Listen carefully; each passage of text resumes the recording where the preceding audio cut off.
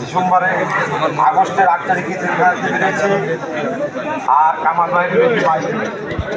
আমরা সঙ্গে আমরা ঢাকাতে গেলাম।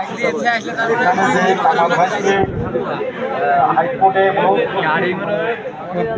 আমরা কিন্তু কামাল ভাইকে আর কেউ বের করতে পারি। কামাল ভাই যাবেন, কামাল ভাই নিজেই হয়েছে।